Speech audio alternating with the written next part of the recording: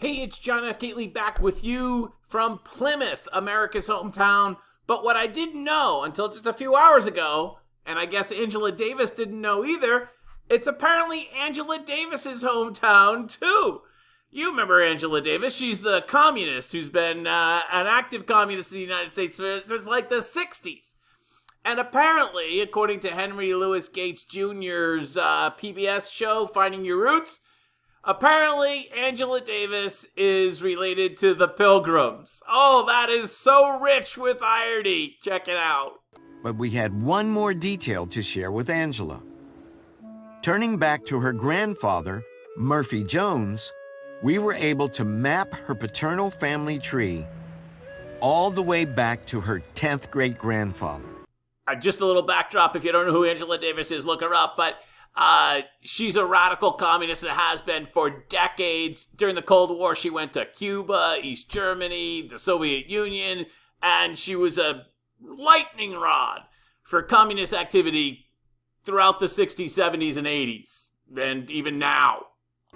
A man named William Brewster. William Brewster, hey, I recognize that name. His house used to be right across the street from the office. Right over there. That's his homestead when he landed here in 1620. The names of those which came over first in the year 1620 and were, by the blessing of God, the first beginners, and, in a sort, the foundation of all the plantations and colonies in New England. William Brewster's not just your average pilgrim. He's like at the top of the whole pilgrim pyramid thing. You know, William Bradford, Miles Standish, William Brewster. William Brewster married his wife with 2 sons. Any idea what you're looking at? That is a list of the passengers on the Mayflower.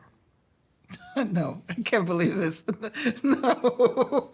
My ancestors did not come here on the Mayflower. Your ancestors came on the Mayflower. No. You are descended No. from one of the 101 people who sailed on the Mayflower. No. That can't be true, Louis. But it is, and it's devastating to her. You can see, like, internally the conflict. Because this means she is a product of the original American sin, right? The Pilgrims coming in, and not only was she just one person on the boat, she's like a descendant of one of the top leaders. The whole concept, she descends from the whole concept of America, which she despises, she loathes with all her being.